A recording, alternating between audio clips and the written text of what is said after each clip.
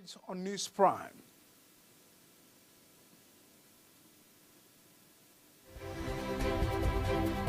Protests erupt in Otokbo over incessant killings and kidnappings. Vietnam slashes duties on range of imports to head of U.S. tariffs. And first, Democrats sue Trump over election overhaul order. And emerges FA Cup's top dribbler. Hello and welcome to News Prime, live on Global Television, coming to you from the nation's capital, Abuja. I'm Ken Michael. A quick reminder that Global TV is on DSTV channel 365 and StarTimes channel 276. You can also download the Global TV Nigeria mobile app for Android and iOS devices to keep track of our broadcast. And our operatives of the CP Special Assignment Team of the Delta State Police Command have busted the hideout of some suspected kidnappers in the state, while suspected kidnapper was nabbed with one AK-47 rifle guns and 13 rounds of 7.62 mm ammunition were recovered. The State Police Public Relations Officer SP Bright had ever disclosed this in a press statement made available to journalists in Warri. The statement noted that on March 26, 2025, the operative led by the team's commander during the trail of some suspected kidnappers extended their investigation to Rivers State. We'll go on a very quick break, and once we return, we'll continue with the rest of the news. Do stay with us.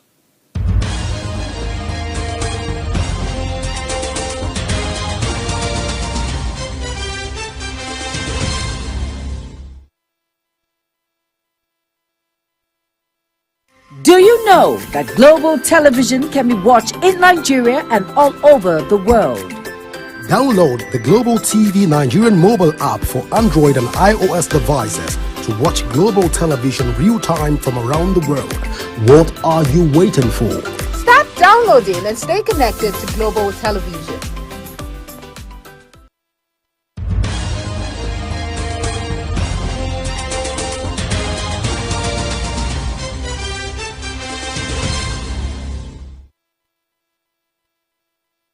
Now, the Federal Capital Territory Police Command has cautioned members of the public, particularly youth groups and hiking enthusiasts, against embarking on camping and hiking activities without notifying security agencies.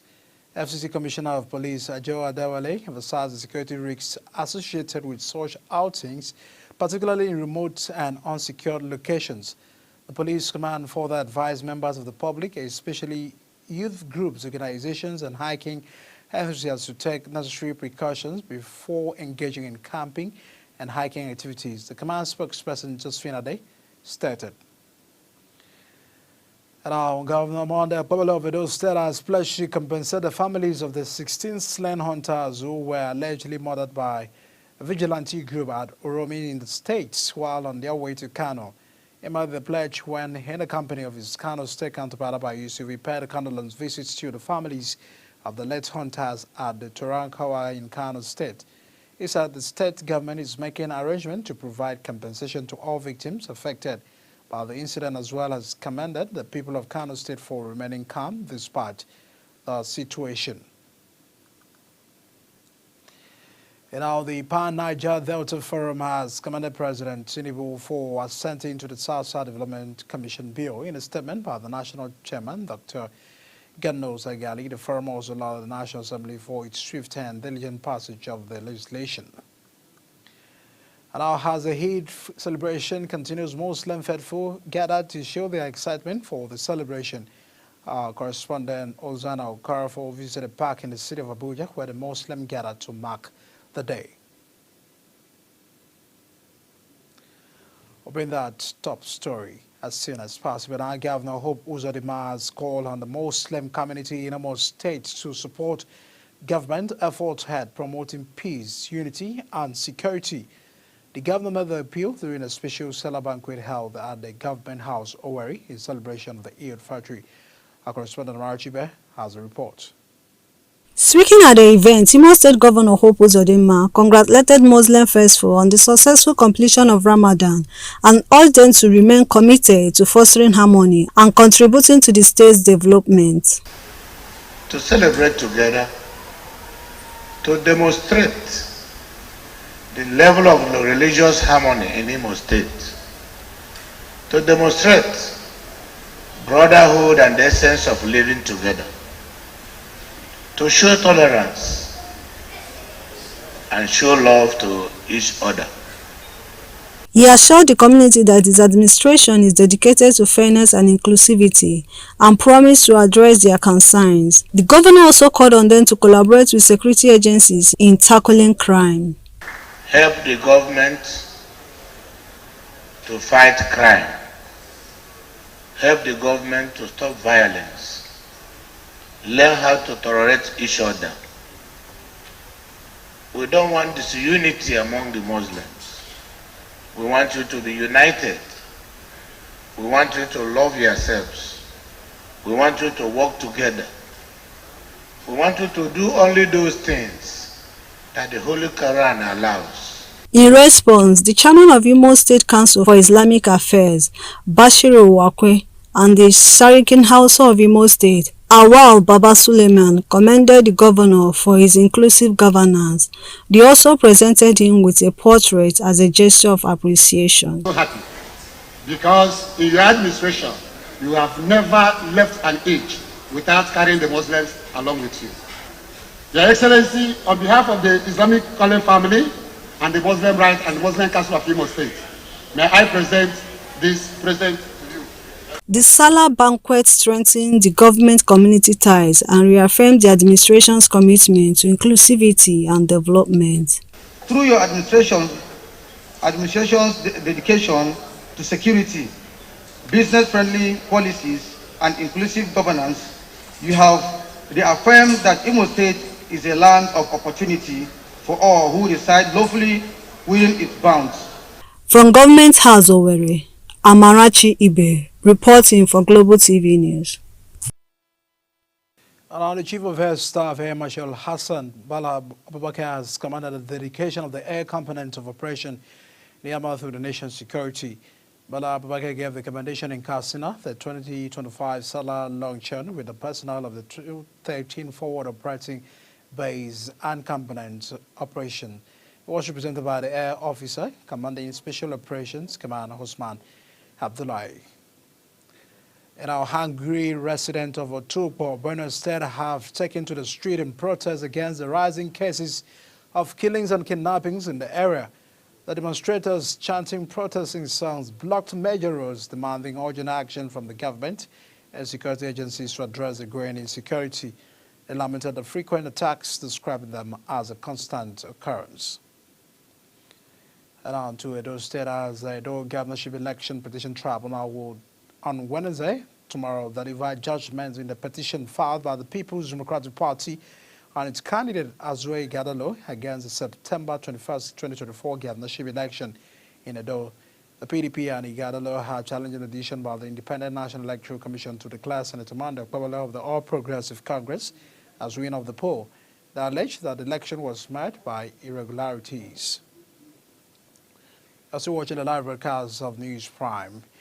And on to business news. Lagos Chamber of Commerce and Industry has urged the federal government to ensure that the newly approved $500 million loan by the World Bank to Nigeria is transparently disbursed to small businesses and the vulnerable communities as intended by the borrower. The Director General of the Chamber, Dr. Chinero Amwana, said it acknowledged that the loan was given to Nigeria under the Community Action for Resilience and Economic Stimulus Program of the World Bank, noting that the facility is aimed at supporting small businesses and the vulnerable households who will be at the brunt of the nation's economic challenges.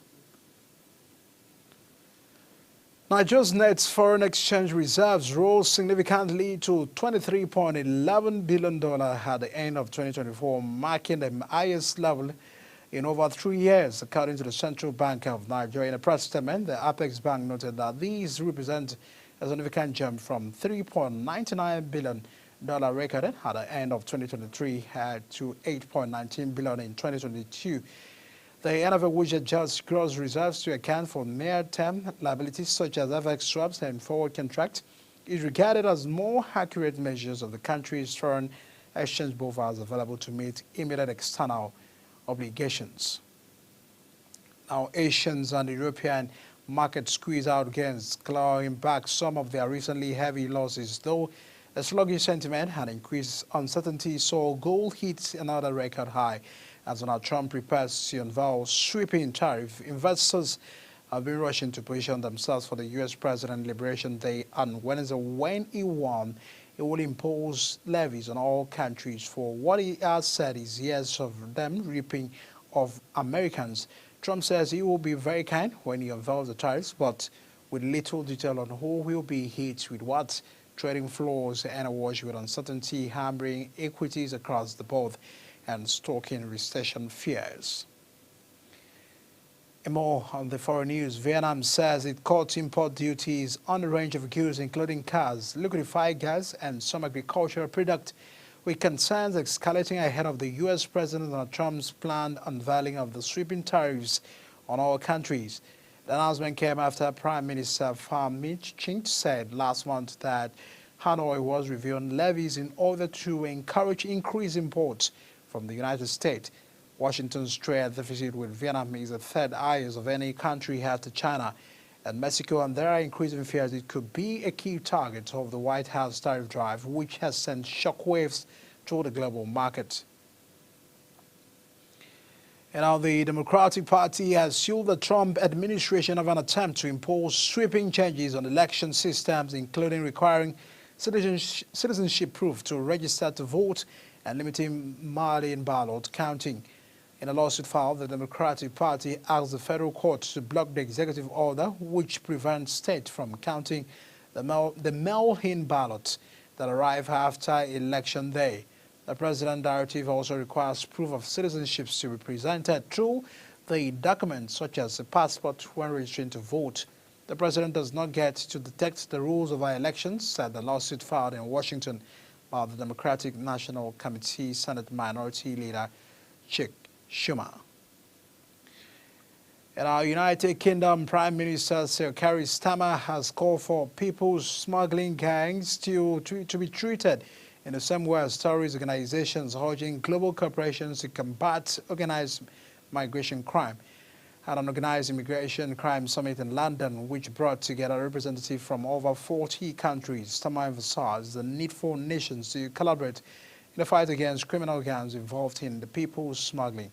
He reflected in his experience as the Director of Public Prosecutions, where he worked across borders to thwart terrorist plots saving thousands of lives. Taiwan's Coast Guard says it has arrested a Chinese man in a rubber boat trying to illegally enter one of its outlying islands as Beijing staged large-scale military drills. The Kinmen Islands are administered by Taipei, but are located just a few kilometers from China's mainland. The man was arrested by the Coast Guard personnel and taken in for questioning. At our sport news, Nottingham Forest defender Ola Aina has emerged as the most prolific dribbler across these weekend's FA Cup fixtures, following their dramatic quarter-final victory over the Britons and Hove Albion on Saturday. A Football Statistics provider WorldScore says the Nigerian international completed 5 successful dribbles, more than any other player in the quarter-finals. His impressive display saw him outperform some of the Premier League's most renowned dribblers, including Manchester City's and the Bernardo Silva and others.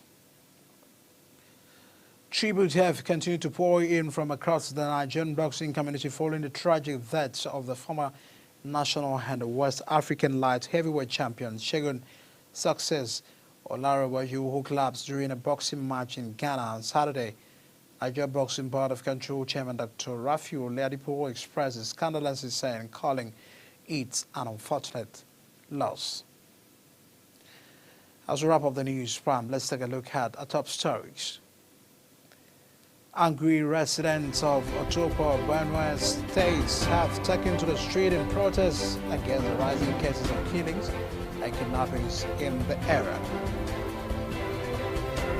And from business, Vietnam says it cuts import duties on a range of goods, including cars, liquefied gas, and some agricultural products, with concerns escalating ahead of the U.S. President Donald Trump's plan of adding a stripping tariff on all countries. Unfortunately, the Democratic Party has sued the Trump administration over an attempt to impose sweeping changes on the election systems, including requiring citizenship proofs for registered to vote and limiting mail-in ballots counting. And sports, Nottingham Forest defender Ola Hena has emerged as the most prolific dribbler across this weekend's FA Cup fixtures following their dramatic quarter-final victory over Brighton and Hove Albion on Saturday. And that's a package here on News Prime. Quick reminder that Global Television is on DSTV channel 365 and StarTimes channel 276 free to air and Nicomsat. Kindly follow us on all social media platform now shown on the screen at Global TV NG. You can also download the Global TV Nigeria app for Android and iOS devices to keep track of our broadcasts. I am Edikan Michael. Many thanks for watching and staying with us here on News Prime. See you again.